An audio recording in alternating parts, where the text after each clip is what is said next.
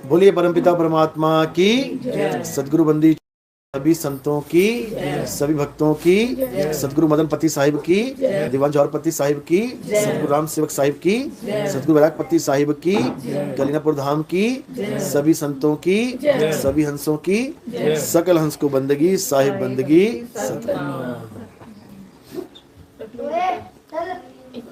तो आज दिल्ली में परमपिता परमात्मा के असली मूल ज्ञान का प्रचार हो रहा है। बहुत बड़े भाग होते हैं उन जीवों के जो अपने पूरे जीवन में एक बार भी ये सत्संग सुन पाते हैं, और उससे भी बड़े भाग होते हैं जो इस सत्संग को थोड़ा सा भी समझ पाते हैं। क्योंकि सुनना आसान है, आए बैठे घंटा 2 घंटा सुन के चले गए, लेकिन इसको समझना बहुत मुश्किल है। मुश्किल क्यों होता है इसको समझना? क्योंकि आज तक जो भी ज्ञान आपको मिला है, चाहे आपके घर में मिला है, परिवार में मिला है, माता पिता से मिला है, गुरुजनों से मिला है, आपके धर्म में, आपके पंथ में, आपके संप्रदाय में, कहीं पर भी कोई ज्ञान मिला है, ये ज्ञान उस ज्ञान को खत्म कर देता है। यानी जितना भी आपको ज्ञान मिला है वो सारा ज्ञान बिल्कुल आपके जीवन से साफ कर देता है, और एक ऐसा ज्ञान आता है आपके जीवन में जिसको हम कहते हैं सुप्रीम नॉलेज, यानी सबसे बड़ा ज्ञान, यानी इस जीवन का मुख्य उद्देश्य कि क्या है हमारे जीवन का मुख्य उद्देश्य, वो ज्ञान आपके जीवन में आ जाता है। इसलिए ये ज्ञान समझ में नहीं आता। क्यों? पुराना वाला ज्ञान आसान होता है।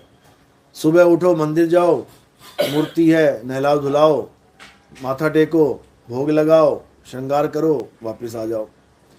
ये ज्ञान बहुत आसानी समझ में आ जाता है। या जाओ किसी नदी के किनारे, वहाँ पे नदी को माथा टेको, आरती गाओ और 2 डुबकियाँ लगा के घर को आ जाओ, हो गई मुक्ति। कितना आसान है, कितनी जल्दी समझ में आ गया। या कोई परिक्रमा करना हो, किसी पहाड़ की परिक्रमा कर दी, या वृंदावन में परिक्रमा करने चले गए, नर्मदा नदी की परिक्रमा करते हैं लोग, ये भी समझ में आ जाता है कि हाँ इसकी परिक्रमा करेंगे हमारे पुण्य बन जाएंगे, हमारी मुक्ति हो जाएगी, हमें भगवान मिल जाएगा। जो भी कहानी किससे बताए गए हैं उस पर विश्वास करके हम लोग कर लेते हैं। ये बहुत आसान है समझना। या फिर घर में कोई रामायण का पाठ कर लिया, कोई गीता का पाठ करवा लिया, या कोई भजन करवा लिया, भजन संध्या हो गई, या कोई कथा वाचक कोई आ गया, कथा सुना के चला गया। ये भी समझ में आता है कि बहुत आसान है, आए बैठे घंटा 2 घंटा पूरी श्रद्धा से माथा टेका, चलो जी हो गया काम। ये ज्ञान बहुत आसान है, इसलिए जल्दी समझ में आ जाता है। बिल्कुल उस तरह जैसे छोटे छोटे बच्चों को A for apple, B for bat, C for cat, D for dog बड़े आराम से समझ में आ जाता है। आप जैसे ही बोलोगे बच्चों सुनाओ ABCD, वो शुरू हो जाएगा। बहुत आसान है, और मुझे नहीं लगता कि कोई फेल भी होता होगा नर्सरी में। ABCD लिखनी है, 26 अक्षर लिखने हैं, लिख के पास हो गए। तो ये ज्ञान जो है बहुत आसान है, ये घर घर में पहुंचा हुआ ज्ञान है। आपको हर घर में ABCD वाले बच्चे मिल जाएंगे। लेकिन अगर कोई कहे कि PhD का ज्ञान घर घर में मिल जाए, तो आप यहीं देख लेना। आप एक बार शुरू हो जाना, हर घर में दरवाज़ा खटखटाना है आपने, और ये पूछना है कि क्या यहाँ पर कोई PhD किया हुआ आदमी है या कोई बच्ची है। आपको खुद समझ में आ जाएगा कि 100 मकान देखने के बाद, 200 मकान देखने के बाद, 500 मकान देखने के बाद कोई 1-2 बंदा मिलता है जिसने PhD की हुई है, या कोई डॉक्टर है, या कोई इंजीनियर है। डॉक्टर भी घर घर में नहीं है, इंजीनियर भी घर घर में नहीं है। यानी कि जिनकी गिनती कम होती जा रही है वो हाई लेवल ज्ञान है, और जो घर घर में ABCD वाले बैठे हुए हैं ये लो लेवल ज्ञान है। बस इसी प्रकार जो लो लेवल ज्ञान होता तो वो भी ज्ञान है, लेकिन वो घर घर में होता है। हर घर में आपको पूजा पाठ वाले मिल जाएंगे, हर घर में आपको ये कथाओं वाले मिल जाएंगे, हर घर में आपको गंगा जमुना स्नान वाले मिल जाएंगे, लेकिन आपको ढूंढने पर भी कोई आत्मज्ञानी नहीं मिलेगा। क्योंकि ये ज्ञान इतने ऊंचे लेवल का ज्ञान होता है कि किसी को समझ में ही नहीं आता कि ये ज्ञान है कि क्या है। ये तो हमारे जीवन को बिल्कुल खाली कर दिया इसने, इस ज्ञान ने। क्योंकि बाकी जितना भी ज्ञान है वो आपको पूरे दिन भर आपको बिजी रखेगा। यानी कोई पूजा है तो आप 2-2, 4-4, 5-5 घंटे उसी में व्यस्त हो। कोई व्रत है पूरे दिन उसी में व्यस्त हो। कोई यात्रा है पूरा दिन उसी में लगे हुए हो। यानी सारा कुछ आपके जीवन में ऐसा लगेगा जैसे बहुत बड़ी जिम्मेदारी पड़ गई। अरे पंडित जी ने ये 50 चीजें मंगाई हैं, कैसे लेके आऊं, कहां से लेके आऊं, क्या करूं क्या नहीं करूं, ये सब आपके दिमाग में एकदम ऐसा घुस गया है कि आपको लगेगा कि बस यही है सब कुछ। और आत्मज्ञान क्या है? ये सबको झाड़ू मारने वाला ज्ञान है। यानी आपको पूरे जीवन में एक बार भी पूजा नहीं करनी पड़ेगी, आपको अपने पूरे जीवन में एक बार भी मंदिर नहीं जाना पड़ेगा। अगर मुसलमान है तो मस्जिद नहीं जाना पड़ेगा, सिख है तो गुरुद्वारे नहीं जाना पड़ेगा, ईसाई है तो चर्च नहीं जाना पड़ेगा। यानी हर प्रकार के ज्ञान का सफाया हो जाएगा और आपके जीवन में क्या आ जाएगा? आत्मज्ञान। आत्मज्ञान, आत्मा का नाम सुना होगा आप लोगों ने, सबने सुना है ना। अपनी अपनी आत्मा लेके आए आप लोग साथ में, घर तो नहीं छूट गई किसी की, सब लाए हो ना? लाए तो हो साथ में, लेकिन इसके बारे में जानते नहीं हो। क्या आप आत्मा को जानते हो? क्या आपने कभी महसूस किया है कि आत्मा हमारे साथ है? क्या आप बता सकते हो कि आत्मा कैसी होती है? क्या आप ये बता सकते हो कि आत्मा का रंग रूप क्या है? क्या आपको पता है कि आत्मा कितनी देर हमारे साथ रहती है? जब आपको आत्मा के बारे में कुछ नहीं पता है तो समझ लो कि आपको कुछ भी ज्ञान नहीं है इस जीवन में, कुछ भी। और अगर आपको आत्मा का ज्ञान हो जाता है तो समझ लो कि अब कोई ज्ञान ऐसा शेष भी नहीं बचा जो आपको चाहिए। यानी फुल एंड फाइनल आपका ज्ञान वाला कोटा भर जाएगा। अगर आपको आत्म ज्ञान हो गया तो जैसा कि गीता में समझाया कृष्ण जी ने कि हे अर्जुन, जो अपनी आत्मा में रमण करते हैं, जो अपनी आत्मा में तृप्त हैं, तृप्त का मतलब होता है उसके बाद कुछ नहीं चाहिए, तृप्ति मिल जाना, सेटिस्फैक्शन। जो अपनी आत्मा में संतुष्ट हैं, संतुष्टि मिल गई, अब कुछ नहीं चाहिए एक्स्ट्रा, समझो कि तब आपका कल्याण हो जाएगा। उसके लिए उसके जीवन में कोई धार्मिक जितने भी रीति रिवाज हैं, जितने भी पूजा पाठ है, ये नियम लागू ही नहीं होते। यानी उसको किसी भी मंदिर में जाके पूजा करने की जरूरत नहीं है, उसको किसी भी मस्जिद में जाके नमाज पढ़ने की जरूरत नहीं है, उसको किसी गुरुद्वारे चर्च में जाके कोई पूजा पाठ करने की जरूरत नहीं है। सारा ज्ञान उसको घर बैठे मिल जाएगा। इसी को आत्मज्ञान कहते हैं। आत्मज्ञान, आत्मज्ञान का मतलब होता है जहां पर भी आत्म शब्द जुड़ जाए, किस कहीं पर भी, वो आपके ऊपर इशारा करता है। जैसे आप जब अपनी कथा लिखते हो, किसी और की कथा लिखोगे तो क्या कहने में आएगा कि ये किसी और की कथा लिखी गई है। लेकिन जब आप अपनी आत्म कथा लिखोगे, आत्म कथा, तो किसकी कथा लिखोगे? खुद की। यानी कथा में अगर आत्म जुड़ जाए तो वो कथा आपके ऊपर हो जाएगी।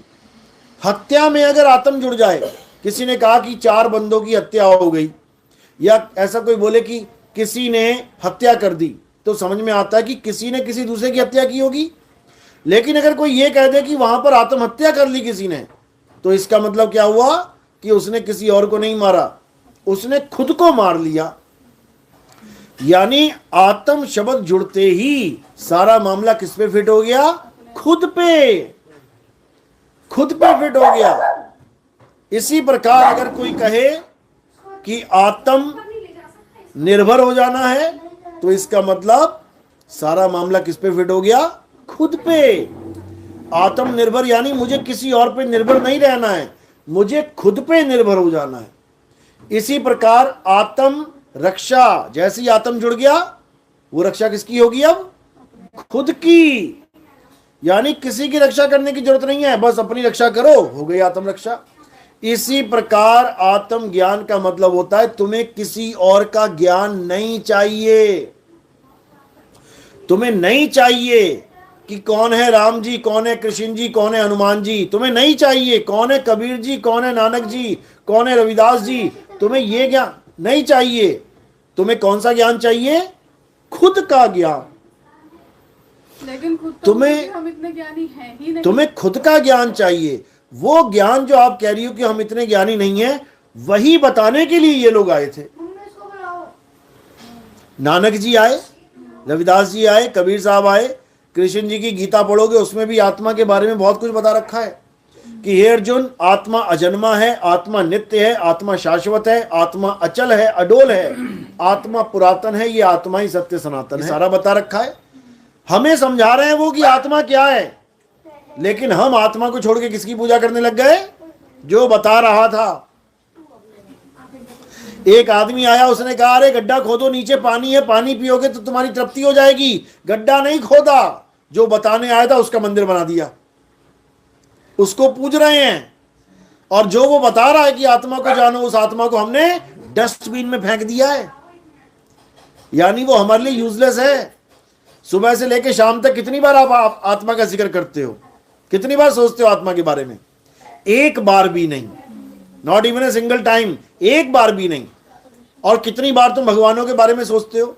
राम जी की मूर्ति लगी, अरे पूजा करनी है, घंटी बजानी है, भोग लगाना है, ये करना है, वो करना है, मंदिर जाना है, मस्जिद जाना है, गुरुद्वारे जाना है, चर्च जाना है। हर चीज का ध्यान तुम्हारे अंदर है, हर चीज के बारे में तुम सोच रहे हो, लेकिन तुम आत्मा के बारे में एक बार भी नहीं सोच रहे हो।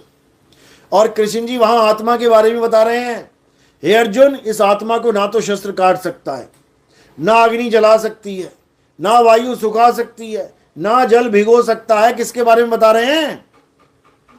आत्मा के बारे में। क्या जरूरत है आत्मा के बारे में बताने के लिए? अगर आत्मा को हमने कुछ करना ही नहीं है तो, अगर आत्मा को हमने पाना ही नहीं है, आत्मा को हमने जानना ही नहीं है, तो क्यों सारा युद्ध उसके बीच में, युद्ध के बीच में खड़े होके वो आत्मा आत्मा कर रहे हैं? भाई कर तो वो सही रहे हैं, लेकिन हम लोग नहीं समझ पा रहे हैं कि वो आखिर क्यों कर रहे हैं। ये तो कृष्ण जी हैं जो कर रहे हैं। क्या कबीर साहब भी यही कर रहे हैं? बिल्कुल यही बोल रहे हैं वो भी। वो कह रहे हैं, जल में मीन प्यासी, मोहे देखत यावे हांसी, आत्म ज्ञान बिना नर भटके, कभी काबा कभी काशी। यानी कि हे इंसान, तू किसी भी भगवान की पूजा कर ले, तू किसी भी अल्लाह की पूजा कर ले, तू किसी भी वाहिगुरु गॉड की पूजा कर ले, जब तक तू अपने आप को नहीं जानेगा तब तक तुझे अल्लाह वाहिगुरु गॉड मिलने वाला नहीं है। बिल्कुल सिंपल सा। तो अपने आप को कैसे जाने गुरुजी? अपने आप को जानने के लिए ही तो बताया जा रहा है, सत्संग किया जा रहा है। अपने आप को जाना कब जा सकता है? जैसे तुम्हें निशाना लगाना है। अर्जुन को निशाना लगाना था चिड़िया की आंख में। यह आपका सवाल है कि हम आत्मा को कैसे जान सकते हैं। बिल्कुल अर्जुन भी यही पूछ रहा है कि हम चिड़िया की आंख में कैसे निशाना लगा सकते हैं। तो गुरु ने क्या बोला? सारा ध्यान उस आंख पे लगा ले।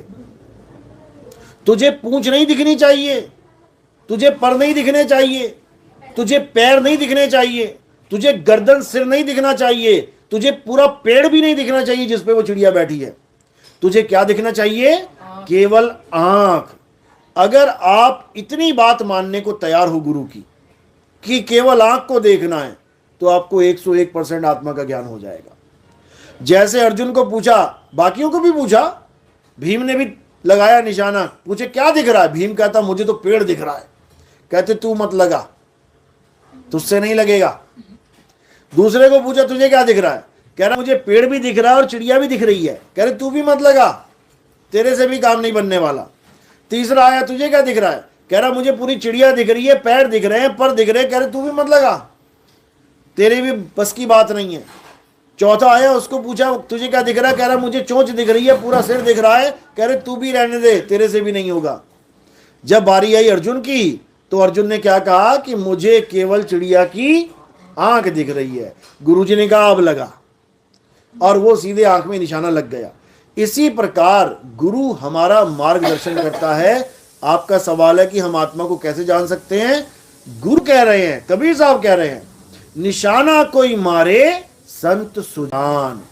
यानी जब तुम्हारे जीवन में ऐसा गुरु आ जाएगा जो तुम्हारी सूरत का यानी ध्यान का निशाना सीधे तुम्हारी आत्मा में लगवाए, तब समझना कि अब तुम्हारा ये निशाना 101% लगेगा। लेकिन निशाना लगाने से मुश्किल क्या है? निशाना लगाना आसान है, लेकिन निशाना लगाने से भी मुश्किल क्या है? बाकी चिड़िया को रिजेक्ट करना। आंख के अलावा जो दिख रही है उसको रिजेक्ट करना, यानी उस पर ध्यान ना देना। अब मैं अगर इधर को देखूंगा तो मेरा ध्यान इधर है। अब इधर को देखना है तो मुझे क्या करना पड़ेगा? इस ध्यान से अपने आप को विमुख करना पड़ेगा, यानी इन चीजों को झूठ मानना पड़ेगा, तभी तो मैं इधर देखूंगा। अगर इनमें से कहीं पर भी मेरा दिल लगा है तो इधर मैं देख ही नहीं सकता। यानी तुम्हारे सामने दो डायरेक्शन है, एक अज्ञान और एक ज्ञान। अज्ञान में क्या आता है? आत्मा को छोड़कर जो कुछ भी है अज्ञान है। आत्मा को छोड़ के क्या है? क्या है आत्मा को छोड़ के इस दुनिया में? क्या है? सब कुछ है, सब कुछ है। तुम नाम ले लेके थक जाओगी, राम जी, कृष्ण जी, हनुमान जी, माता जी, अल्लाह, वाहिगुरु, गॉड, नदी, नाले, पहाड़, पर्वत, तुम कुछ भी बोल दो आत्मा को छोड़ के, वो सब अज्ञान ही है। जब तक ये तुम्हारे माइंड में नहीं गई बात, तब तक समझ लो कि चिड़िया की आंख दिखने वाली नहीं है। तुम इसी में उलझी रह जाओगे, मेरा मंदिर आ गया, मैया की डोली आ गई, और इसकी वो आ गई, इसका दिन आ गया, आज ये रविवार है, आज इसका व्रत करूं, सोमवार है उसका व्रत। आत्मा को छोड़ के तुमने सब कुछ कर डाला, इसीलिए बार बार जन्म मरण में फंसे पड़े हैं। अब क्या करना है? सबसे पहले तो हर चीज को किनारे कर दो। हे अर्जुन, आत्मा को छोड़कर इस दुनिया में जितने भी तत्व हैं ये असत्य हैं। 2 प्रकार के तत्व बताए। अध्याय 2 16वां श्लोक यही समझा रहे हैं। कह रहे हे अर्जुन, इस दुनिया में 2 प्रकार के तत्व हैं, एक असत्य और एक सत्य। असत्य क्या है? जो भी इस दुनिया में पैदा होता और मर जाता है, जो भी इस दुनिया में बदलता है, जो भी इस दुनिया में सदा एक सा नहीं रहता, वो असत्य है। अब नजर उठा के देखोगे तो तुम्हें हर जगह असत्य ही दिखाई देगा। ऐसी कोई जगह है ही नहीं जहां चीज बदल नहीं रही है। पूरा संसार ही बन और बिगड़ रहा है, यानी हर वो वस्तु असत्य है जो बनती है और बिगड़ जाती है। तो फिर सत्य क्या है? हे अर्जुन, आत्मा ही सत्य है। आत्मा के अलावा हर चीज नाशवान है, परिवर्तनशील है, वो कभी एक सी नहीं रहेगी। आत्मा भी तो हर शरीर में आती है फिर चली जाती है। वो जीवात्मा है। अभी इस डिफरेंस बताएंगे आपको कि आत्मा और जीवात्मा में क्या फर्क है। अभी गीता के आधार से समझाएंगे आपको। जहां जहां पर भी आत्मा शब्द बोला जाता है, केवल आत्मा, तो हम किस आत्मा की बात कर रहे हैं? जो अडोल है, अचल है, स्थिर है, वो हिलती नहीं है। वो ऐसा नहीं है कि आज अभी यहां दिल्ली बैठी है, कल को मुंबई पहुंच गई। जो आज दिल्ली बैठी है और कल को मुंबई पहुंच जाएगी, वो कौन सी आत्मा है? जीवात्मा। वो जीवात्मा है। एक शरीर छोड़ के दूसरे शरीर में जा रही है, वो जीवात्मा है। सुख और दुख को भोग रही है, वो जीवात्मा है। माया जाल में फंसी है, वो जीवात्मा है। अपने आप को शरीर मान रही है, मैं आदमी, मैं औरत, मैं बच्चा, मैं बूढ़ा, मैं जवान, ये कौन सी आत्मा है? जीवात्मा। इसीलिए इसको जीव बोला गया है। जीव का मतलब है, संतों की भाषा में जीव क्या है? जीव एक अज्ञानी आत्मा को कहते हैं। भटक रहे हैं बेचारे, कोई यहां भटक रहा है, कोई वहां भटक रहा है। और जो अचल आत्मा है उसको संतों की भाषा में परम आत्मा कहते हैं, यानी उसको कोई भटका नहीं सकता। वो परम पिता परमात्मा है, वो अचल अडोल अबोल परमात्मा है। वो जीवात्मा की तरह नहीं है, आज यहां और कल वहां। इसी को कबीर साहब ने भी बोला। गीता में कहा है इसके बारे में? अध्याय 2 24वां श्लोक अगर आप पढ़ोगे तो आपको अचल आत्मा के बारे में समझाया गया है। हे अर्जुन, ये आत्मा अछेद्य है, अशोष्य है, अदाह है। अछेद्य मतलब जिसमें छेद नहीं कर सकते हम। आप कितने तीर मार लो, आप कितनी गोलियां चला दो, मिसाइलें फेंक दो, आत्मा में छेद नहीं हो सकता। शरीर में हो जाएगा। कृष्ण जी के शरीर में हो गया, पैर में तीर लगा तो छेद हो गया, पैर में खून निकला, जहर था तीर में, देह त्याग करना पड़ा, देह खत्म हो गई। तो जो अछेद्य है, अशोष्य है, उसको कोई सुखा नहीं सकता, उसको कोई गीला नहीं कर सकता। अदा, उसको कोई दाह संस्कार नहीं, जला नहीं सकता। वो आत्मा अडोल है, अचल है, यानी वो चलती नहीं है, उसको कोई हिला नहीं सकता। वो एक जगह स्थिर है, सदा सदा स्थिर रहने वाली है, वो आती और जाती नहीं है। वो आत्मा ही सत्य सनातन है। हमारा धर्म क्या है? सत्य सनातन धर्म। कब है? जब हम जीवात्मा की पूजा छोड़ के अचल आत्मा की पूजा करने लग जाते हैं। और जीवात्मा की भी पूजा छोड़ो, कौन कर रहा है जीवात्मा की पूजा? अरे पत्थरों की पूजा चल रही है। जो पत्थर इंसान बना के, मूर्ति बना के, नाक कान हाथ बना के, ऑर्डर पे तुम ऑर्डर दो सीधे कि एक भगवान बनाना है जी, वो कहेगा कौन सा भगवान बनाना है? आप कहोगे जी राम जी बना दो, कृष्ण जी बना दो, वो कहेगा कितने हाथ रखने हैं, कितने पैर रखने हैं, आप बताओगे? क्योंकि कृष्ण जी की कई मूर्तियां ऐसी हैं जैसे विराट रूप, उसमें कई सिर हैं, तो ऑर्डर देके बनाना पड़ेगा कि कौन सा वाला चाहिए। हनुमान जी, पंचमुखी हनुमान जी भी हैं, एक मुखी हनुमान जी भी हैं। सच्चाई तो ये भी है ना कि हैं ये भी, बिल्कुल हैं, अभी बताएंगे आपको कि होते हुए भी नहीं है, अभी बताएंगे आपको कि होते हुए भी कैसे नहीं है। आप शंकर जी की मूर्ति बनवाओगे, वो पूछेंगे आपसे कितने हाथ रखने हैं, क्योंकि 2 हाथ भी हैं शंकर जी के, 4 वाले भी हैं, और भी हैं। नटराज वाले देख लो, जिसमें वो नृत्य कर रहे हैं, उसमें कई हाथ है, दुर्गा माता की तरह। यानी तुम्हें भगवान का ऑर्डर देना पड़ रहा है बनवाने के लिए। और जो बना रहा है, सोचो बनाने वाला बड़ा है कि बनने वाला? बनाने वाला बड़ा है, तो भगवान से बड़ा तो वही हो गया जो बना रहा है, समझ लो। यानी तुम जो बना रहे हो, बनवा रहे हो, ये भगवान नहीं है, ये क्या है? उसकी एक प्रतिमा है। और किसकी? शरीर की। शंकर जी का शरीर ऐसा था तो मैंने भी ऐसा बना दिया, राम जी का शरीर ऐसा था मैंने भी ऐसा बना दिया। यानी तुमने शरीर की नकल कर दी। शरीर पहले भी ऐसा नहीं है, क्योंकि शरीर बनता और बिगड़ता है, शरीर पल पल बदलता है। आप देखोगे शंकर जी की छोटी सी बच्चे वाली मूर्ति भी है, एक जो सो रहा जाता है, केदारनाथ में लगा हुआ है वो पोस्टर। आप शंकर जी की बड़ी फोटो भी देखोगे जो पार्वती के साथ है। आप उनके पिता वाली भी फोटो देखोगे, 2 बच्चे भी साथ में, कार्तिकेय और गणेश। तो यानी एक ही शरीर की अलग अलग अवस्थाओं का ज्ञान भी दिया जा रहा है। यानी वो शरीर बदल रहा है। और गीता क्या कहती है कि जो बदल रहा है वो असत्य है, माया है। ये काया ही माया है। लोग कहते हैं ना माया का त्याग करो, माया, ये काया का त्याग करो बोला जा रहा है। माया केवल पैसा नहीं है, पैसा तो इस काया के लिए कमा रहे हो। ये काया ना हो तो बताओ पैसा क्या करोगे तुम? असली माया काया ही है, इसका त्याग करना है हमने। यानी इस काया को कैसे त्यागे कि दोबारा हमारे पल्ले ना पड़ जाए, ऐसे त्याग करना है इसका। तो आपने जो सवाल किया कि हाँ ये हैं तभी तो भगवान बनाए जा रहे हैं, ये होते हुए भी नहीं है। कैसे? वाणी क्या कह रही है? वाणी कह रही है कि उमा कहूं मैं अनुभव अपना, और सत हरि भजन जगत सब सपना।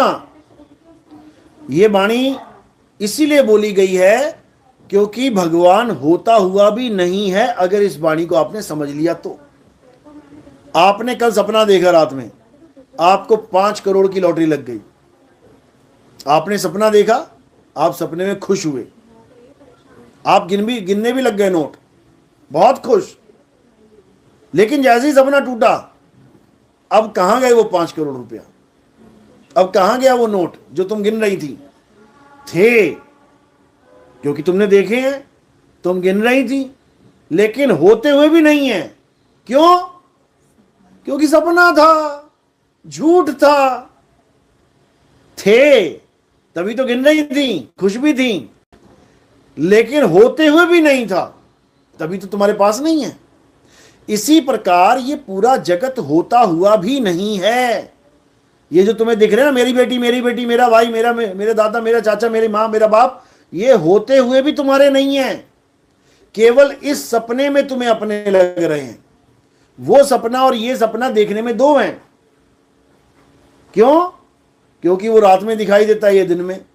रात वाले को तुमने रिजेक्ट मार दिया अपने जीवन से कि रात वाला जो सपना होता है वो सच नहीं है। तुम्हें बैठा दिया तुम्हारे दिमाग में। किसने? तुम्हारे घर वालों ने, या तुमने जिससे भी पूछा, वो क्या कह रहा है? अरे सपना सपना होता है, छोड़ दे उसको। और इस जीवन को सत्य मान बैठे कि ये मेरा पति है तो मेरा ही पति है, ये मेरा बच्चा है तो मेरा ही बच्चा है। सपने में क्या से क्या हो जाता है पता भी नहीं लगता। शादी किसी और के साथ होती है, सपने में देखते देखते दूल्हा चेंज हो जाता है, उठ के बताते हैं अरे मेरी शादी उसके साथ हो रही थी, जब मैंने गौर से देखा वो कोई और था। ऐसा भी हो जाता है।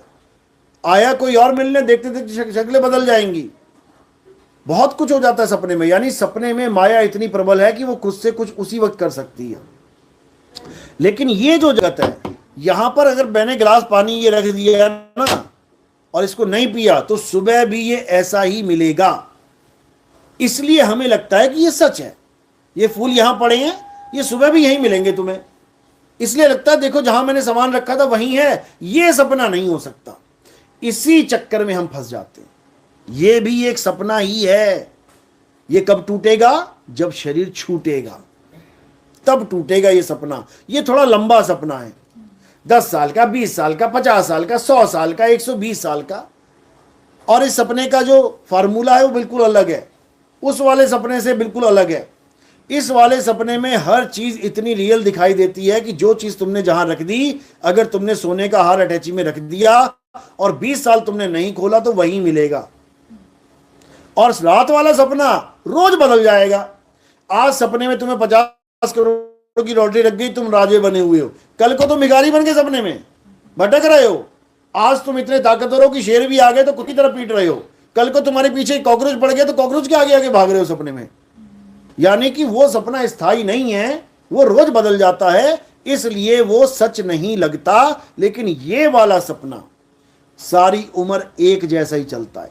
जो मेरी मां बन गई वो मेरे पूरे जीवन तक मेरी ही मां रहेगी। जो बच्चा पैदा हो गया वो सारा जीवन मेरा बच्चा ही रहेगा। इसलिए इतना रियल लगता है कि हम उसको सत्य मान लेते हैं। लेकिन फिर भी यही समझाया जा रहा है कि सत हरि भजन जगत सब सपना। ये इतना जबरदस्त सपना है कि भोले शंकर, राम जी, कृष्ण जी नहीं समझ पाए सपने को।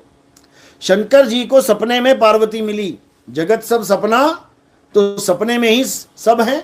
राम जी भी सपने में, शंकर जी भी सपने में, पार्वती भी सपने में, कैलाश भी, पर्वत भी सपने में, गंगा नदी भी सपने में, ये सारा संसार सपने में। तो शंकर जी को जब पार्वती मिली सपने में तो उनको सपना मान के उससे दूर रहना चाहिए था, क्योंकि सपना है, सपना यानी माया है।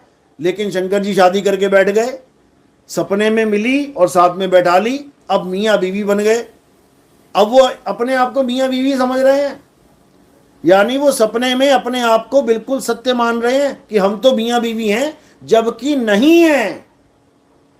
सपने का मतलब ही झूठ है। सपने में लॉटरी लगी है लेकिन नहीं लगी है। सपने में तुम करोड़पति बन गए हो लेकिन नहीं बने हो। सपने में तुम्हें हर इंसान दिख रहा है लेकिन नहीं दिख रहा है। क्यों? क्योंकि सपने में तुमने देखा कि मेरे पिताजी क्या एक्सपायर हो गए, मेरी माँ एक्सपायर हो गई। अब जब तुम उठ के देखोगे तो एक्सपायर थोड़ी नहीं हो गए, बैठे हुए हैं। इसका मतलब होकर भी नहीं हुए, क्योंकि सपना है। इसी प्रकार ये सारे मंदिर, मस्जिद, गुरुद्वारा, चर्च, ये सपने में तुम्हें दिख रहे हैं। ये मंदिर, मस्जिद, गुरुद्वारे सपने का एक अंग हैं और तुम सपने की पूजा सपने में ही कर रही हो। जबकि करना क्या है? सत्य हरि भजन जगत सब सपना। पहले जगत से अपने आप को किनारे कर लो, यानी ये दृढ़ हो जाओ कि जो भी संसार में दिख रहा है वो सत्य नहीं है। तब तुम्हारा ध्यान इस संसार से हट जाएगा। अब क्या करना है? अब तुम्हें एक आत्मज्ञानी गुरु चाहिए जो तुम्हारे ध्यान को लगाना कहां है वो बता देगा।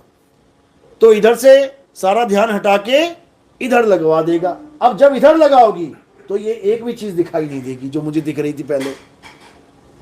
जब तक मैंने गर्दन इधर को की है सब कुछ दिख रहा है मुझे, और जैसे ही मैंने गर्दन इधर कर ली अब वो कुछ भी नहीं दिखेगा मुझे। भले मेरे पीछे हो, भले मेरे पीछे सब कुछ है, लेकिन मेरे लिए नहीं है। इसी प्रकार जो आत्मज्ञानी संत होते हैं वो संसार में दिखाई देते हैं, लेकिन उनके लिए संसार है ही नहीं। वो ना अपनी माँ के एक्सपायर होने पर रोते हैं और ना ही वो किसी के घर में पैदा होने पर हंसते हैं। उनको पता है ये सब सपना है। बच्चा पैदा हुआ सपने में हुआ, मरेगा सपने में मरेगा, क्योंकि जो जीव है वो ना कभी पैदा हुआ ना कभी मरेगा। आत्मज्ञानी की माँ बाप भाई बहन इनका ना कभी जन्म होता है ना कभी मरण होता है। गुरुजी हम रहते तो दुनिया में ही है ना, तो दुनिया की चीजें इसीलिए तो मैं समझा रहा हूँ, इसीलिए तो समझा रहा हूँ, इसीलिए समझा रहा हूं कि दुनिया में रह के, दुनिया को भोग के, दुनिया से जुदा कैसे हो जाना है। मैंने क्या ये कहा कि सफेद कपड़े पहन लो, मैंने ये कहा कि बच्चे छोड़ दो, मैंने ये कहा कि अपना पति छोड़ दो तुम। मैं तुम्हें ये नहीं कह रहा कि तुम अपने घर में मत रहो, तुम बीवी बच्चों के साथ मत रहो, माँ बाप के साथ। मैं कह रहा हूं कि इसमें रहते हुए भी इससे अलग कैसे रहना है। अर्जुन के सामने जब आंख थी तो क्या उसने पेड़ हटा दिया? उसने पर हटा दिए, उसने सिर फोड़ दिया, हटा दिया, सब कुछ उसके सामने है, लेकिन उसका ध्यान नहीं है किसी में भी। मेन तो ध्यान है ना, मेन तो ध्यान ही है। सब कुछ उसके सामने है, लेकिन उसका ध्यान किसी में फंसा हुआ नहीं है, इसलिए उसका निशाना लग जाएगा। और अगर तुम्हारा ध्यान किसी और में लग गया तो तुम बर्बाद हो जाओगे। अभी इंसान जन्म है, इसलिए तुम्हें लग रहा है कि कितना सुखी है इंसान, कितना मजे में है इंसान। एक बार इंसान चोला छूट गया ना, आप कोई भी योनि देख लेना, आपको कपड़े तक नसीब नहीं है। अभी तो हम सब तन ढक के बैठे हैं, उसके बाद गाय को देख लेना जाके, लग रहे हैं चार दुनिया देख रही है, देख लेना, हर अंग दिख रहा है उसका। कुत्ता बिल्ली हाथी घोड़े ये कुत्ता पाल रखे, बताओ क्या नहीं दिख रहा है इसका। लेकिन हम इंसान जन्म में है तो हमने सब ढक लिया, हाँ हम तो बहुत बढ़िया हैं। केवल यही जन्म मिला है ढकने के लिए, उसके बाद ऐसे नंगे घूमेंगे जीवन में, ऐसी हालत हो जाएगी। अभी रजाई ले ली, ठंड लगी तो अभी ठंड लगी हीटर लगा लिया, गर्मी लगी एसी लगा लिया। उसके बाद जब कुत्ता बिल्ली बन गए, जंगल में बन गए हिरण, जंगल में बन गए शेर सियार, फिर जाके देख लेना क्या हालत होगी। एक घूंट पानी के लिए तरस जाओगे। ये जितने भी शेर बाघ हैं ये सब पानी के पास ही लगाते हैं अपना डेरा। क्यों? पानी पीने तो आएगा ना बेटा, घर में तो टूटी लगा नहीं सकता हिरन। मगरमच्छ छुपा बैठा है इसीलिए कि आएगा बेटा पानी पीने तो आएगा। यानी पानी पीने का मतलब अपनी जान को खत्म करवाना है। अभी तो 2000 लीटर की टंकी भर ली हमने, उसके बाद एक एक घूंट के लिए तुम्हें तालाब पे आना पड़ेगा। बार बार शेरों के साथ तुम्हारा पंगा होने वाला है। और याद रखना, ऐसा मत सोचना कि किसने देखा, अभी देख लेना चैनल लगा के, वो भी मालिक के जीव हैं जो भटक रहे हैं बेचारे। ये तो शुक्र मनाओ कि हमें इंसान का जन्म मिल गया, शुक्र मनाओ कि हम इंसान बन गए, नहीं तो अभी भी धक्के खा रहे होते कहीं पे। अब इंसान बने हैं तो किस लिए बने हैं, बस ये जान लेना है। अगर हमें इंसान जन्म मिला है तो कारण क्या है। हमें क्यों नहीं कॉकरोच बना दिया, हमें क्यों नहीं सांप बिच्छू बना दिया? क्योंकि हम पर परमात्मा की दया हो गई है। परमात्मा चाहता है कि हम इस मौके का फायदा उठाएं और जन्म मरण का चक्कर खत्म करके सदा के लिए परमात्मा में लीन हो जाएं। इसलिए हमें इंसान जन्म मिला है, बुद्धि विवेक मिला है, सब कुछ मिला है। इसीलिए हमें संतों के ग्रंथ भी मिले हैं। संतों ने अपने जीवन का निचोड़ रखा है हमारे सामने कि भाई सत्य आत्मा है, आत्मा के अलावा और कुछ सत्य नहीं है। आत्मा का ज्ञान प्राप्त करना ही परम ज्ञान है, इसके अलावा और कोई ज्ञान नहीं है। कौन ज्ञान प्राप्त करेगा? जीवात्मा, क्योंकि ये भटक रहा है, ये बंधन में है। बहुबंधन में बांधिया एक बेचारा जीव, और केवल छूटे आपने जो ना छुड़ाए पीव। यानी कि हमें परमात्मा ही छुड़वा सकता है। कैसे? आज तक नहीं छुड़वाया उसने। कितने कितने युग बीत गए हैं संसार बने हुए, कितने साल बीत गए, जन्मों जन्म। साइंस भी नहीं बता एग्जैक्ट, वैसे ही अंदाजा लगा रहा है 5 करोड़ पहले, 10,000 करोड़ साल पहले। बता ना, तेरे पास साइंस है, दिन बता, तारीख बता। क्यों नहीं बता पा रहा है? नहीं बता सकता। जन्मों जन्म बीत गए, युगों युगों पलट गए, आज तक ये जीव ऐसे धक्के खा रहा है, परमात्मा इसकी मदद क्यों नहीं कर रहा है? बस ये समझना है। परमात्मा इसकी मदद कब करता है? जब हमारे जीवन में कोई गुरु को भेजता है, तब समझ लो कि परमात्मा ने मदद कर दी।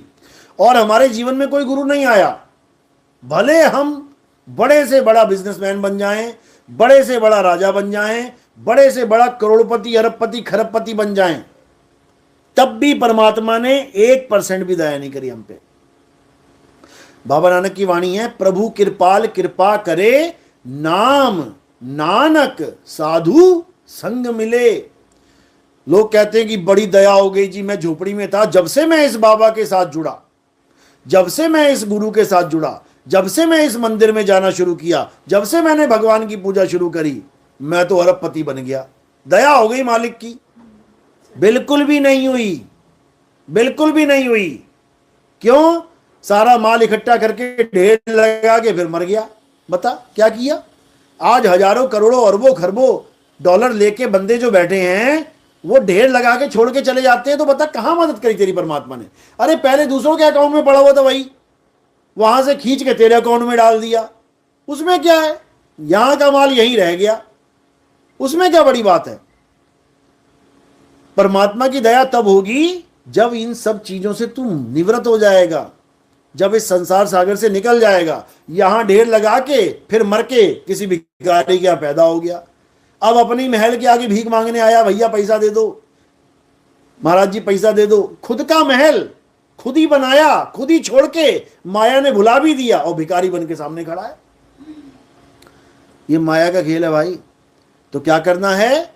इस माया से कैसे निकलना है, बस ये जानना है। और निकलने का साधन भी आपके पास है। अपना माया से निकलने का जो इंतजाम है वो साथ लेके घूम रहे हो तुम, समझो। तुम साथ में लेके घूम रहे हो वो हीरा जिसको तुम ढूंढ रहे हो। जब हिरण भागता है जंगल में, कस्तूरी की खुशबू लगा हुआ, तो कस्तूरी कहाँ है? नाभि में। और जिसको ढूंढ रहा है साथ में लेके घूम रहा है। इसी प्रकार संतों ने क्या बोला? भीखा भूखा कोई नहीं, सबकी गठड़ी लाल, और गांठ खोल देखा नहीं, ताते भया कंगाल। यानी जिसको तुम ढूंढ रहे हो, मुसलमान अल्लाह को ढूंढ रहे हैं, हिंदू राम को ढूंढ रहा है, सिख वाहेगुरु को ढूंढ रहा है, और ईसाई गॉड को ढूंढ रहा है। और जिसको वो ढूंढ रहा है वो साथ लेके घूम रहा है।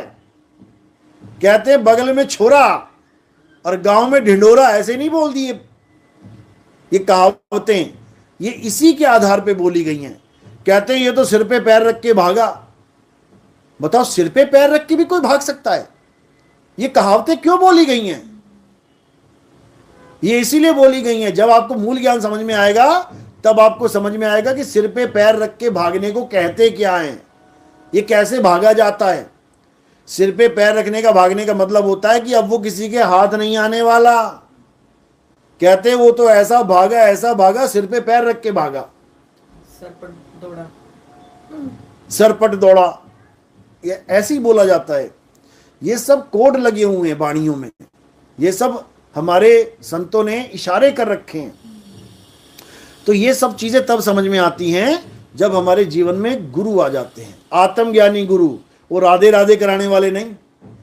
जब हमारे जीवन को बर्बाद करना होता है तो काल भगवान ऐसे गुरुओं को भेज देता है कि अब तुम्हें राधे राधे करवाएगा, तुम्हारा जीवन बर्बाद कराएगा। अब तुमसे अल्लाह अल्लाह जपवाएगा, तुम्हारा जीवन बर्बाद कराएगा। तुमसे वाहिगुरु वाहिगुरु करवाएगा, तुम्हारा जीवन बर्बाद करवाएगा। तुमसे गॉड गॉड रटवाएगा, जीवन बर्बाद करवाएगा। यानी नाम जपने से जीवन बर्बाद हो जाता है। 600 साल पहले बाबा नानक बोल गए, राम राम करता सब जग फिरे, राम ना पाया जाए। बताओ, उस वक्त ये वाणी बोली जब बच्चा बच्चा राम राम जपता था। आज तो कुछ भी नहीं जपते। 600 साल पहले बच्चा बच्चा राम राम जपता था, तब बाबा नानक ने ये बात बोली कि राम राम करता जग फिरे और राम ना पाया जाए। सारी उम्र बीत जाएगी तेरी राम राम करते, तुझे राम मिलने वाला नहीं है। तो कैसे मिलेगा? जब राम राम जपना छोड़ दोगे। क्योंकि अगर पानी पीना है तो ये गलत फहमी दिल से निकाल दो कि पानी पानी जपना पड़ेगा। पानी जप के कभी पानी मिल जाएगा क्या? जप के देख लेना पूरी रात, 10-15 मिनट बाद तुम खुद ही कहने लग जाओगी, अरे भैया कोई पानी पिला दो, गला सूख गया। पानी का नाम लेकर भी गला सूख जाएगा। रट लेना 10 मिनट, पानी पानी पानी पानी पानी 10 मिनट तक रट लेना बिना रुके। पानी पानी बोलकर भी तुम्हारा गला सूख जाएगा, पानी पीना पड़ जाएगा। और जब तुम पानी पियोगे उस वक्त देख लेना तुम्हारा नाम जाप छूट गया होगा। उस वक्त देखो, पानी पानी पानी पानी पानी पानी पानी पानी, जितनी देर मैंने पानी पिया ना, छोड़ना पड़ा मुझे। और अगर मैं पानी पानी बोलता रहता तो मेरे सामने गिलास अब भी ना नहीं पाता मैं। तो नाम जाप छोड़ना है और तत्व ज्ञान से दिल जोड़ना है। कबीर साहब समझा रहे हैं, मोह को कहां ढूंढे रे बंदे, मैं तो तेरे पास में। ये पानी बिल्कुल पास में है, परमात्मा हमारे पास है। जो वस्तु मेरे पास है, बताओ उसको जपने की क्या जरूरत है?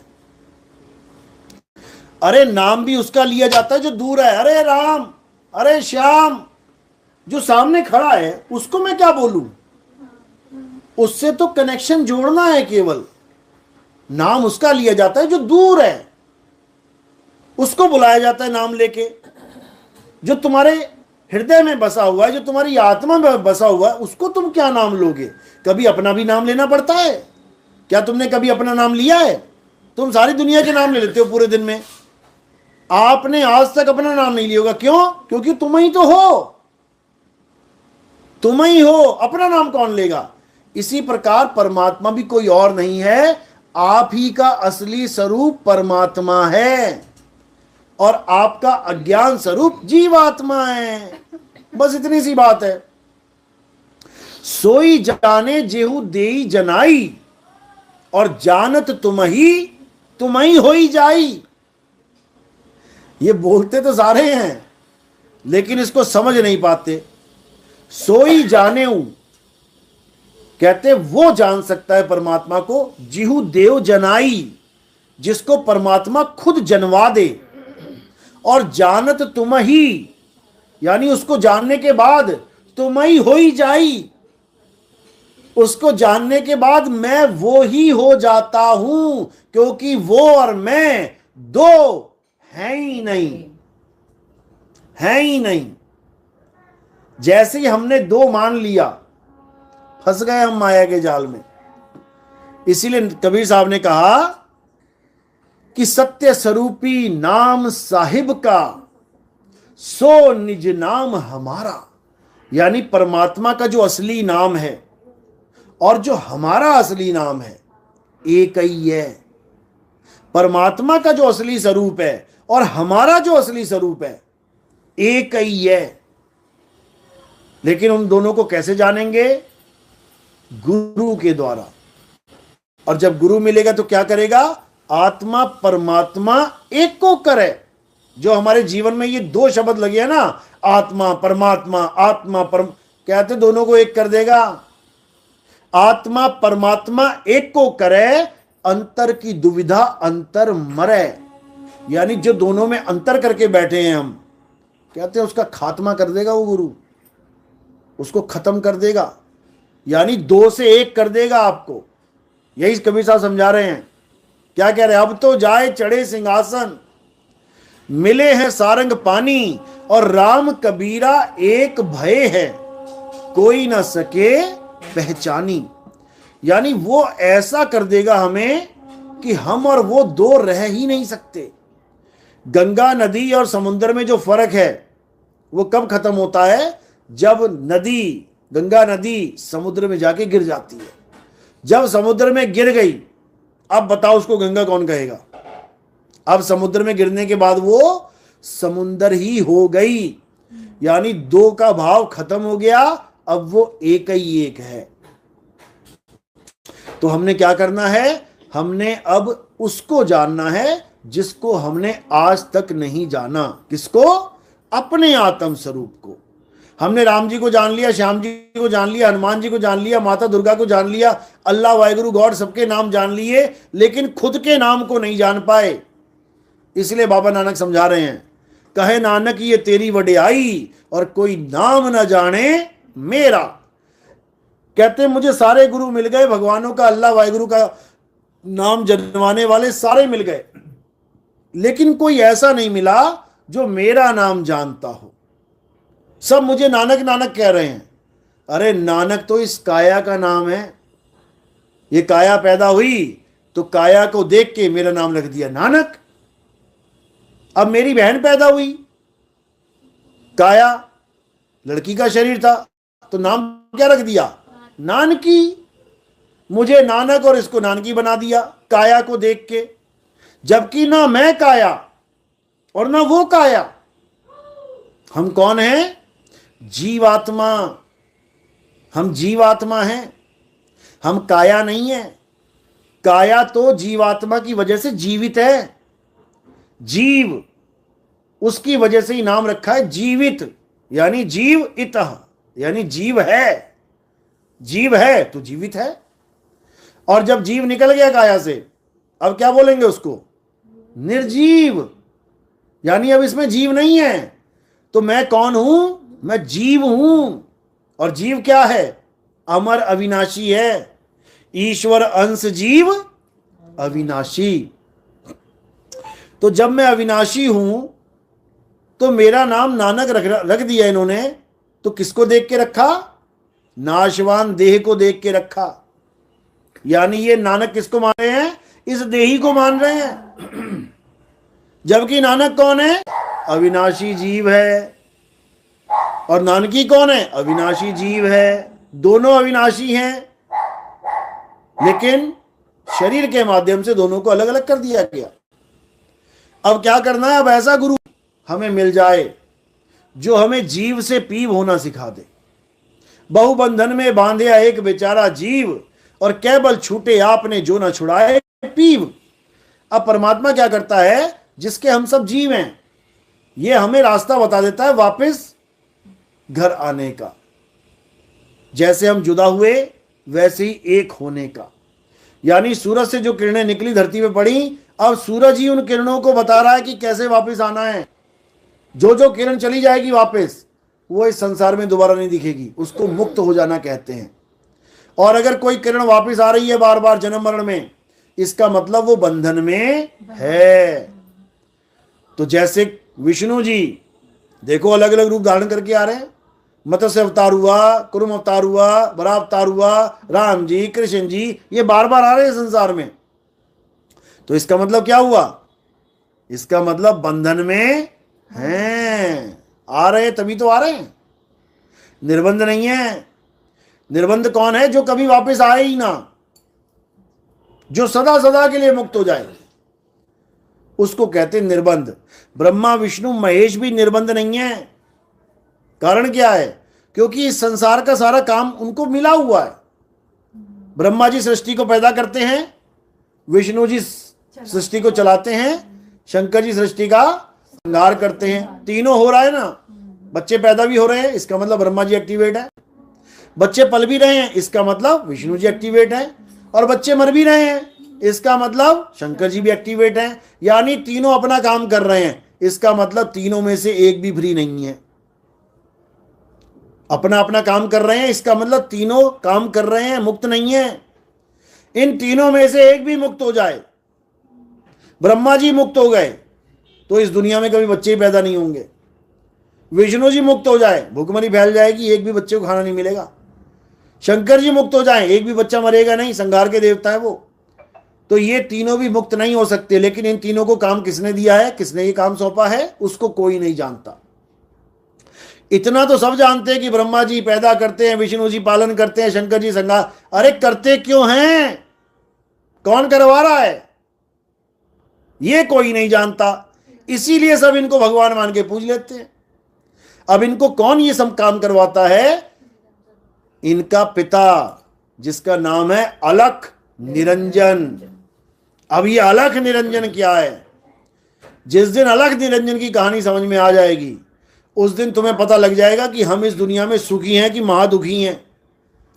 चाहे तुम सोने के बेड पे, लाखों करोड़ों के गद्दे पे, अरबों रुपए का चादर कंबल लेके भी लेटे हो ना, तब भी तुम्हारे सिर पे फांसी का फंदा लटका हुआ है।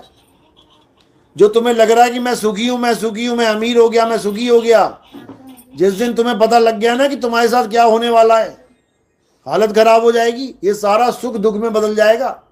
ये सारा सुख क्यों दुख में नहीं बदल रहा है? क्योंकि तुम अपनी मौत को भूले बैठे हो। अगर तुम्हें तुम्हारी मौत दिखा दी जाए कि तुम्हारी मौत ऐसे होगी, भाई साहब एक पल का भी चैन नहीं मिलेगा आपको कि बाप रे बाप ऐसे मरूंगा मैं। बड़े से बड़े भगत जब उनके एक्सीडेंट होते हैं ना, जा रहे हैं केदारनाथ, अगर केदारनाथ वालों को एक बार भी वीडियो दिखा दी जाती ना कि तुम्हारे साथ ये होने वाला है, तुम्हें एक भी भगत न दिखाई देता वहां पे। अगर किसी यात्रा पे जा रही बस पलट जाएगी, लोग मरेंगे, दिखा दिया जाए ना हादसा कि ये होने वाला है तुम्हारे साथ, भगवान होगा, सब भूल जाएंगे लोग और घर में बैठ के कहेंगे हाँ घर में भी भगवान है। अगर तुम्हें दिखा दिया जाता कि जो आज कहते हैं 144 साल के बाद ये कुंभ का मेला लगा है, अगर तुम्हें दिखा दिया जाता कि ऐसी भगदड़ होगी, इतने लोग मर जाएंगे, भाई साहब तुम्हारा आता पता ना होता कभी कि तुम वहां चली भी जाओ, समझे? ये इसलिए क्योंकि तुम अपनी मौत को भूले बैठे हो। और संत कहते तू अपनी मौत को याद कर, तू मरने वाला है। जब तक याद नहीं करेगा अपनी मौत को, जब तक ये सुख दुख में बदलने वाला नहीं है। अब लोग कहते हैं अरे यार क्यों दुख में बदले अपने जीवन को, अरे आएगी तो देखी जाएगी। जब आती है ना फिर हालत खराब हो जाती है। फिर कोई कहे ना अरे आएगी देखी जाएगी, कितना बोलता था, अब देख लेना एक बार अच्छे से। अब देखा नहीं जाएगा, अब भागेगा, मैं बच्चूं, मुझे बचा लो, मुझे बचा लो, कुछ करो मेरा। यही बचाने के लिए, यही करवाने के लिए संत आते हैं कि इससे पहले कि ऐसी दर्दनाक हालत हो जाए तू संभाल ले अपने आप को। क्या करना है? आत्मज्ञान में आ जाना है। आत्मज्ञान का मतलब क्या है कि तुम अपने आप को शरीर मानना बंद कर दो, तुम अपने आप को आत्मा करके जान लो। जब तुम आत्मा हो गए तो बताओ कब मरोगे? आत्मा कब मर जाती है? कितने सालों बाद? मरती नहीं है। आत्मज्ञान में आने का यही फायदा है कि उसके बाद तुम्हारी मौत नाम की जो चीज है ना खत्म हो जाती है। तो इंसान मरेगा ही नहीं। नहीं मरेगा, दे जाएगी। नहीं मरेगा, नहीं मरेगा, क्योंकि वो अमर हो गया ना। आप कब तक मरोगे? जब तक तुम्हारे दिमाग में आपकी डेट ऑफ बर्थ फिक्स है। क्या डेट ऑफ बर्थ है आपकी? याद है ना? बस याद है ना तो पक्का मरोगे, क्योंकि आपने मान लिया कि मैं इस दिन को पैदा हुई हूं। अगर आपने मान लिया कि मैं पैदा हुई हूं, पक्का मरोगी, कोई बचाने वाला नहीं इस दुनिया में। और अगर तुमने ये जान लिया कि मैं कभी पैदा ही नहीं हुई, तो तुम्हें मारने वाला नहीं कोई दुनिया में। हम आत्मा हैं, आत्मा का मतलब ही अमर है। आत्मा कभी मरती ही नहीं है, तो मरेगा कौन? शरीर तो मैं हूं ही नहीं, शरीर तो मैं हूं ही नहीं। सच्चाई तो यही है ना कि शरीर में ही तो आए हैं हम। शरीर में आए हैं, शरीर में आए। आप कार में आई हो, अब कार का एक्सीडेंट हो गया, तुम्हारा थोड़ी नहीं हुआ, तुम्हारा एक्सीडेंट नहीं हुआ। कार मरेगी, तुम नहीं मरोगे, तो कैसे कहेंगे कि ड्राइवर मर गया? एक ऐसी कार में आप आई हो जो कार तो नाशवान है लेकिन आप अविनाशी हो, तो कैसे कहेंगे? कार एक्सीडेंट हो गया बोल सकते हैं, कार टूट गई फूट गई बोल सकते हैं, कार जल गई भस्म हो गई बोल सकते। ड्राइवर नहीं मरेगा कभी। लेकिन आप अपने आप को कार मान बैठी हुई। ये कार है तुम्हारी, इस कार के दो हाथ हैं, इस कार के दो पैर हैं, इस कार की दो आंखें, एक नाक है, सिर है, सब कुछ है, लेकिन वो तुम नहीं हो। अब बताओ कैसे मरोगी? आंख मरेगी, कान मरेगा, बाल मरेंगे, खाल मरेगी, हड्डी मांस मरेगा, पूरा शरीर मर जाएगा, लेकिन तुम नहीं मरोगी। कब? जब तुम अपने आप को जान जाओगी कि मैं एक ड्राइवर हूं। अभी तो हम ये भी नहीं जान पा रहे कि मैं ड्राइवर हूं। आपने सुबह नाश्ता किया? क्या खाया था आपने? याद है? अभी कुछ खाया? यहां पे क्या खाया था? पकोड़े। बस यही अज्ञान है कि तुमने पकोड़े खाए। तुम ड्राइवर हो। तुमने जाते जाते पेट्रोल डलवा लिया, तुमने 10 लीटर पेट्रोल डाली टंकी में। अब तुम क्या क्या कहोगी जाके? आज मैंने दोपहर में 10 लीटर तेल पिया था, बोलोगी कभी? आज मैंने पेट्रोल पिया 10 लीटर। ड्राइवर बोलेगा कभी? क्या कहेगा? मैं गाड़ी में डलवा के आया हूं, क्योंकि वो जान रहा है कि मैं अलग हूं और मेरी गाड़ी अलग है। लेकिन यहां पर ड्राइवर ही गाड़ी समझ बैठा है अपने आप को। मैं लड़का हूं, मैं लड़का हूं, यानी ड्राइवर कह रहा है मैं गाड़ी हूं, मैं गाड़ी हूं, मैं लड़की हूं, मैं गाड़ी हूं। बस इतना समझना है। यानी तोता अलग है, पिंजड़ा अलग है। जो दिख रहा है वो पिंजड़ा है और जो बोल रहा है वो तोता है। माँ अपनी बेटी से बोल रही, बेटी कैसी है? माँ मैं ठीक हूं, यानी तोता तोते से बात कर रहा है, लेकिन पिंजड़ा हिल रहा है। ये पिंजड़े के जो मुंह है ना, ये हिलता है। जब पिंजड़े का मुंह हिलता है तो ऐसा लगता है कि पिंजड़ा ही बोल रहा है, जबकि बोलने वाला कौन है? ये जीव बोल रहा है। पिंजड़ा नहीं बोल सकता, जीव बोलता है। कैसे बोलता है? वायु के द्वारा। बांसुरी बोलती है ना, क्या आवाज निकलती है? 7 सुर निकलते हैं। किसके द्वारा? वायु के द्वारा। ये देखो, इससे शब्द बन रहे हैं सारे। ये सांस ले रही हो तुम, इस वायु से शब्द बन रहे हैं तुम्हारे। तुम्हारे गले में एक वॉइस बॉक्स लगा हुआ है, आदमी की और औरत की आवाज इसलिए अलग अलग होती है क्योंकि वॉइस बॉक्स पतला है, वॉइस बॉक्स मोटा है, एक स्पीकर इतना बड़ा है और एक स्पीकर इतना सा है, तो आवाज एक सी होगी कि अलग अलग? अलग अलग होगी। इसलिए औरतों की आवाज अलग होती है, आदमियों की आवाज अलग होती है, समझो। लेकिन आवाज स्पीकर की नहीं है, जो बोल रहा है स्पीकर में उसकी आवाज है। यानी जी वही बोलता है वायु के द्वारा, समझे? तो बोलनहार कोई और है और बोल किसी और के द्वारा निकल रहे हैं। तो काया को कभी नहीं सोचना है कि मैं काया हूं, हम आत्मा हैं।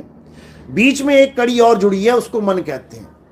तन, आत्मा और मन। अब ये मन क्या है? ये जीव से ताकत लेता है, ये जीव से ताकत लेता है और ये कुछ भी बोल देता है। जैसे कोई भगत है, उसके मुंह से गाली निकल गई, अब उसको बाकी पूछ रहे, अरे गाली कैसे निकाल तुमने? अरे यार मन में गाली आ गई, मैं रोक नहीं पाया, निकल गई। यानी कि बीच में कोई और भी बैठा हुआ है जो तुम्हारी ताकत को अच्छा या बुरा करके पेश कर देगा। ये कौन है? मन। इसीलिए इसको वक्ता बोल दिया संतों ने। संतो तन खोजा मन पाया, मन ही श्रोता मन ही वक्ता मन ही निरंजन राया। यानी इस जीव की ताकत लेके ये मन अच्छे और बुरे काम कर रहा है। ताकत किससे मिल रही है? जीव से। और जीव कहां से ताकत ले रहा है? आत्मा से।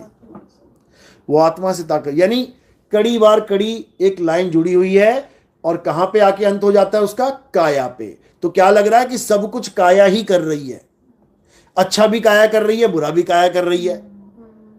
जबकि कर क्या रहा है? मन कर रहा है, मन कर रहा है अच्छा और बुरा। और मन को भी कौन आगे पावर दे रहा है? जीव, जो अपने आप को भूला पड़ा है और मन के चले चल रहा है। इसलिए साहिब कह रहे हैं, मन जाता है तो जाने दे, तू थाम के राख शरीर, और उतरा पड़ा कमान से क्या कर सके तीर। यहां पर कबीर साहब मन और जीव की बात कर रहे हैं। तू मन जाता है तो जाने दे, तू थाम के राख शरीर। किसको बोल रहे हैं? जीवात्मा को, कि तू शरीर को पकड़ के रख, शरीर ना चला जाए। शरीर चला गया तो कर्म बन जाएगा। मेरे मन में आया कि मैं इस आदमी को पत्थर मार दूं, आ गया ना, मन जाता है तो जाने दे, कोई बात नहीं। मन में विचार आ गया, कोई बात नहीं, लेकिन तू शरीर को पकड़ के रखियो, ऐसा ना हो कि शरीर उठा के पत्थर मार दे, फिर तुझे जेल हो जाएगी। इसलिए इस चीजों को समझना पड़ेगा। लेकिन कब समझ में आएगा? जब तुम्हारे जीवन में गुरु आ जाएगा। तो क्या करना है? हमारे सत्संग आपने है यूट्यूब चैनल कहत कबीर सुनो भाई साधो, या फिर ये स्टेटस पे लगाते रहते होंगे, कुछ ना कुछ भेजते रहते होंगे। कड़ी दर कड़ी सुनना है आपने, सीरियल वाइज मैं भेज दूंगा, 1 2 3 4 5 6 7 8 करके। जैसे हम सिलेबस पढ़ते हैं कोई, तो लाइन वाइज होता है सिलेबस। यानी पहला लेसन पढ़ा, उससे रिलेटेड दूसरा होगा, उससे तीसरा होगा। ऐसे ही जब आप ये सत्संग सुनना शुरू करोगे, आपके सारे भ्रम टूट जाएंगे। जो आपका मोह संसार से जुड़ गया है, संसार का मतलब संसार, संसार का मतलब जो कुछ संसार में है वो संसार ही है। मंदिर, मस्जिद, गुरुद्वारे, चर्च संसार है, माँ बाप, भाई बहन संसार है। हाँ, लेकिन गुरुजी जैसे हमें मन की शांति चाहिए होती है, तो हम मंदिर, मस्जिद, गुरुद्वारे वहां जाते हैं, तो हमें सुकून भी तो मिलता है। वो क्या है? ये हमें लगता है कि सुकून मिलता है, ये लगता है हमें। कौन लगवाता है? ये मन ही लगवाता है। ये मन ही लगवाता है कि हमें बड़ा सुकून मिल रहा है। जैसे नशा बेचने वाला नशे में सुकून दिलवा देता है तुम्हें, ये लगा ले पैग एक, और देख कितना सुकून मिलता है। तो एक अलग चीज हुआ, हम गुरुद्वारे जा रहे हैं, वो एक अलग, वो भी एक नशा है, वो भी एक नशा है, झूठ का नशा। यानी झूठी चीजों में नशा है। पानी में नहाने का नशा है। लोग कहते हैं अरे इस तालाब में मैं नहा लिया, धन्य हो गया, शांति मिल गई। नशा है, झूठ है ये। कहाँ नहाना है? आत्म रूपी गंगा में नहाना है, आत्मा में रमण करना है, वो है सच्चा, और ये है झूठा।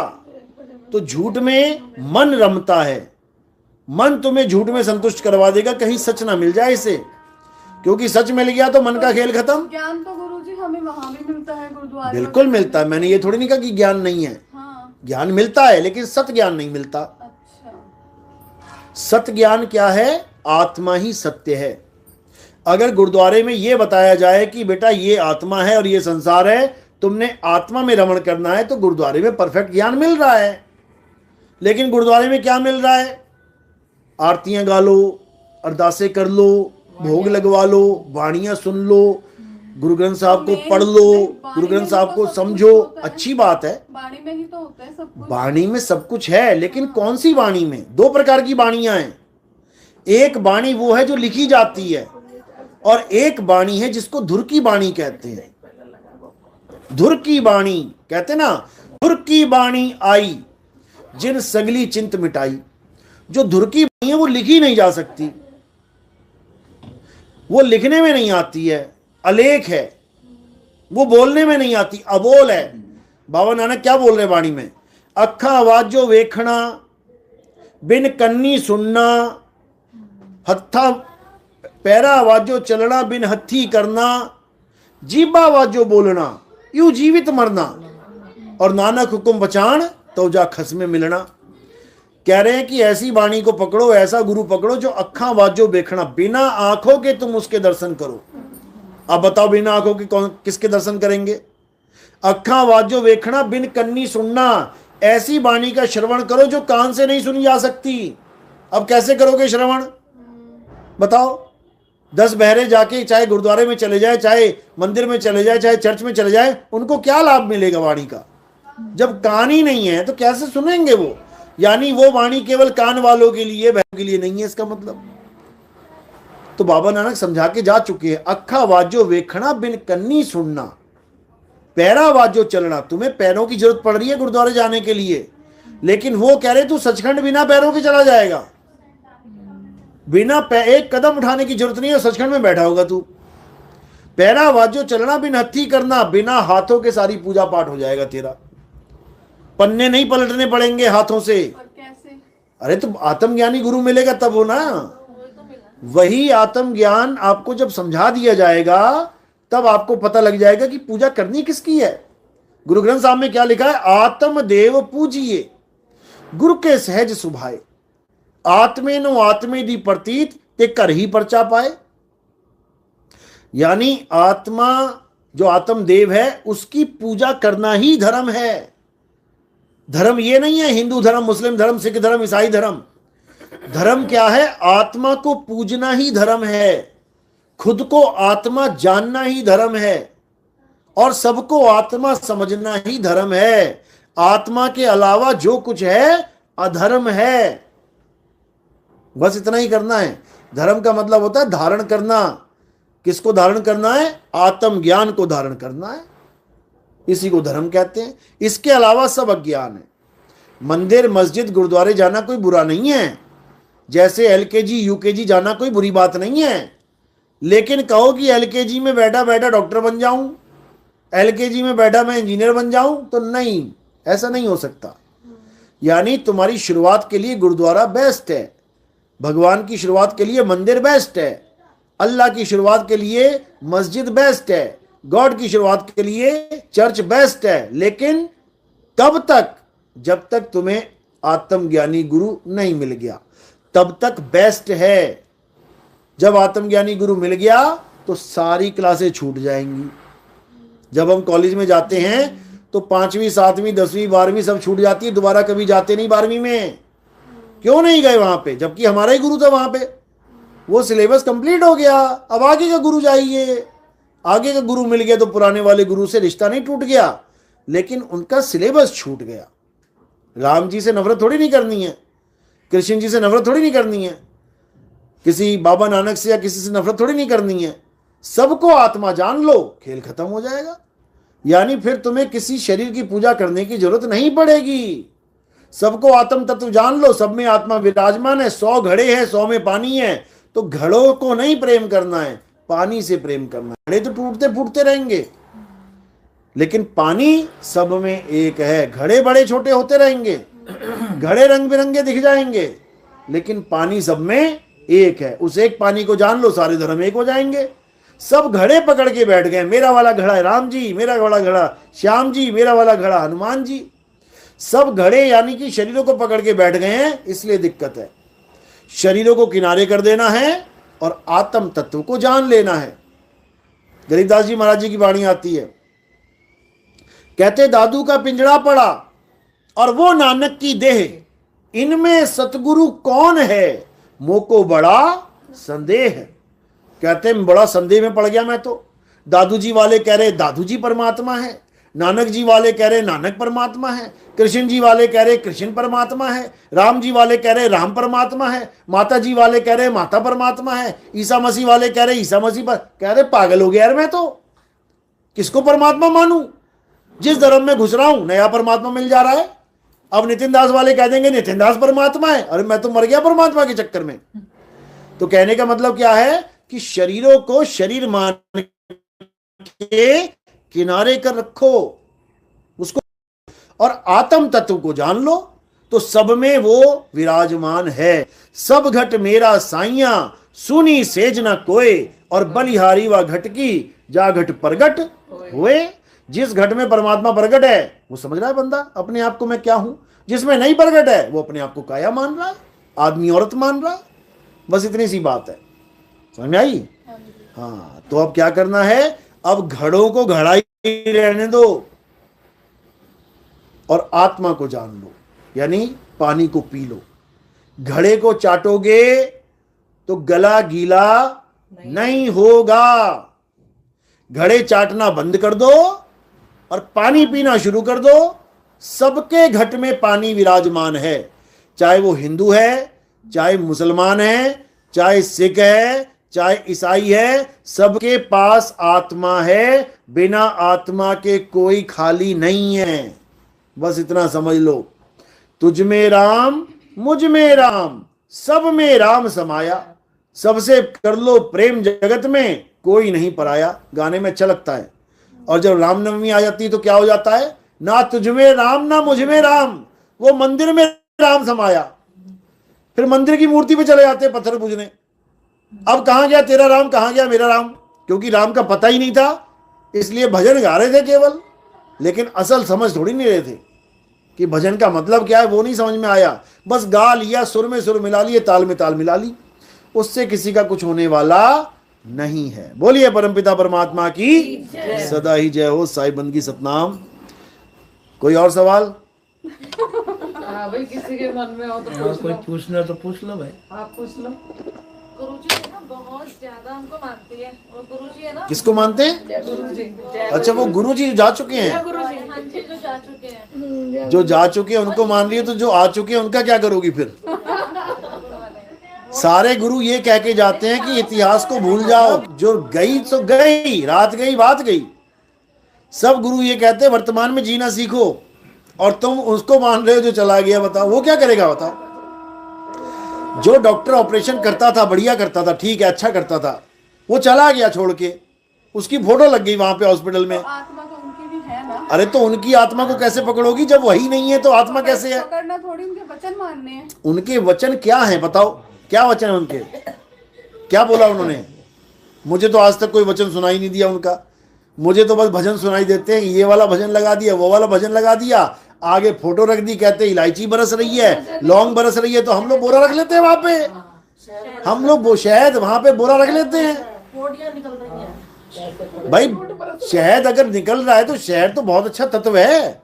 बिना मधुमक्खी के शहद निकल रहा है तो मधुमक्खियों को फोन कर देते हैं, क्यों बना रही हो तुम लोग फालतू शहद, यहाँ टपक रहा है, ले जाओ जितना लेना है। ये चीजें तो है, लेकिन अरे नहीं है। नहीं, आडंबर है, इनको मैं भी नहीं मानती। ये निकल रहा है, वो निकल रहा है। हाँ, तो इसी पर तो धंधा चल रहा है उनका, निकल रहा है नहीं निकल रहा है। लेकिन नहीं, जहाँ बड़े मंदिर जाते हैं ना छतरपुर, वहाँ ऐसा कोई धंधा नहीं है, कोई चढ़ावा नहीं है, ऐसा धंधे वाला काम वहाँ नहीं है। तो क्या है वहां पे बताओ? शक्ति, बस आप आप में शक्ति नहीं है क्या? आप किसकी शक्ति से वहां जा रही हो? जिस दिन पड़ जाओगी ना बेड पे, टाइफाइड हो जाएगा, उस दिन बताना कहाँ चली गई तुम्हारी शक्ति। गुरुजी उनके चमत्कारों से दुनिया उन पे वो कर रही है। अरे चमत्कार किसके नहीं होते हैं बताओ? गणेश जी की आरती, अंधन को आंख देत, कोढ़िन को काया, बांझन को पुत्र देत, निर्धन को माया, समझो। और उसी के मंदिर के बाहर कोढ़ी बैठा हुआ है, ना उसको माया मिल रही ना काया मिल रही, गा वो भी रहा है।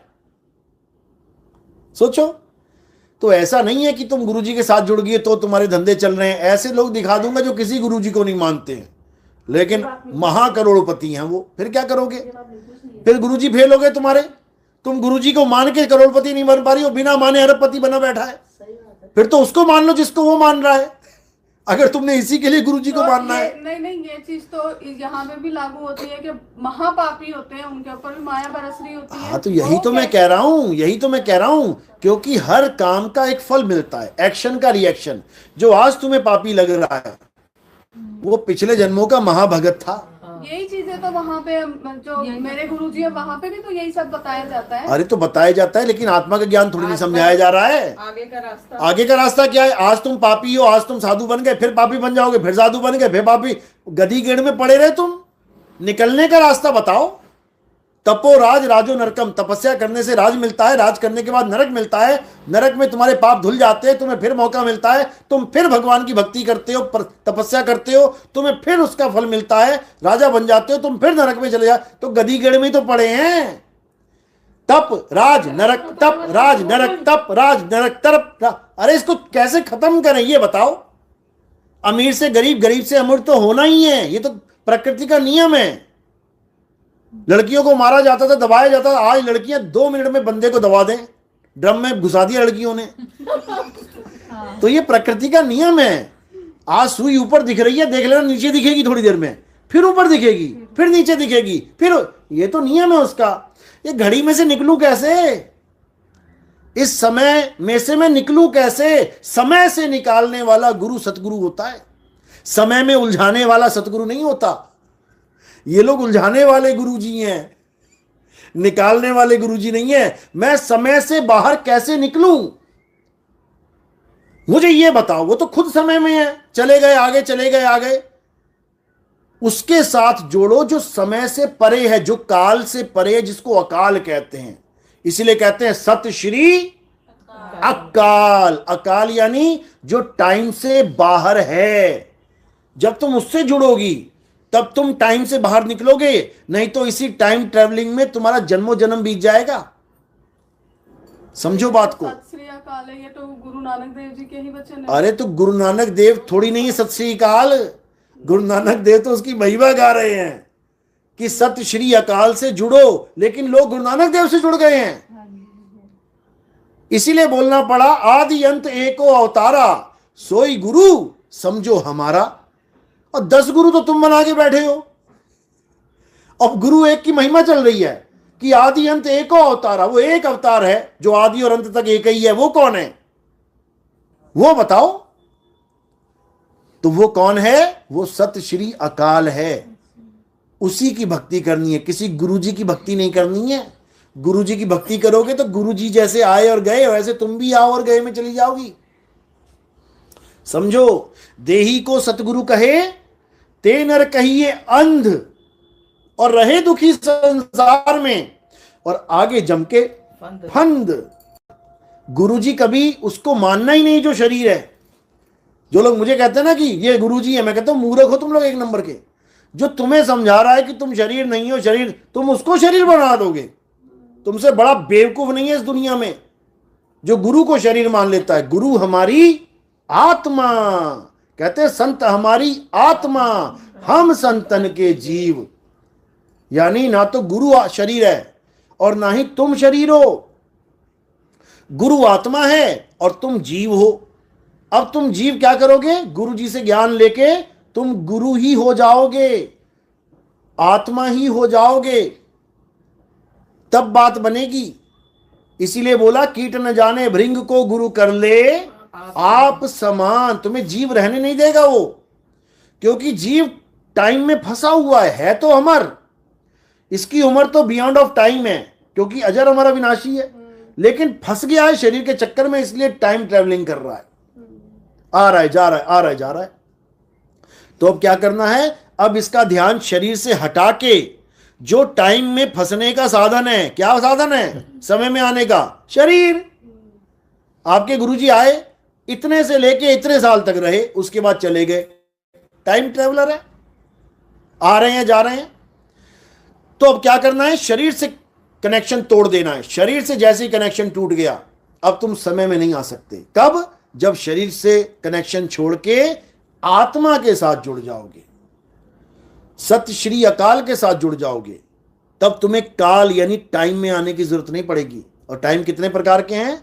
वर्तमान काल, भूतकाल, भविष्य काल। इन तीनों काल में आप नहीं आओगे, आप काल से रहित हो जाओगे। इसको अकाल कहते हैं। तो जब ये ज्ञान हो जाएगा तो तुम्हारा बेड़ा पार हो जाएगा। नहीं तो गुरुजी करते जाओ और गर्भवास में फंसते जाओ। गर्भवास में आना पड़ेगा, खराब हो जाएगी। चलो बोलिए परमपिता परमात्मा की सदा ही जय हो। साईं बंदगी सतनाम। चलो आज का सत्संग यही समाप्त करते हैं और कल सिक्किम चले जाएंगे। सिक्किम में 11, 12, 13 के बाद 14 तारीख को महाराष्ट्र में एंट्री हो जाएगी। 14 को बदलापुर, 15 को मुंबई, 16 को पुणे, 17 को फल्टन, 18 को कोल्हापुर, फिर 19 को बेंगलोर चले जाएंगे। बेंगलोर में प्रोग्राम 20 तारीख का है। जो भी बेंगलोर में मिलना चाहते हैं या महाराष्ट्र में मिलना चाहते हैं वो संपर्क करें 9256111007। उसके बाद फिर वापसी हो जाएगी सतनाम साईं बंदगी छत्तीसगढ़ में हो जाएगा। प्रोग्राम 23 से लेकर 28 तक फरवरी में। चलो बाकी जो इन्फॉर्मेशन चाहिए 9256111007 पे बात करेंगे। सतनाम साईं बंदगी।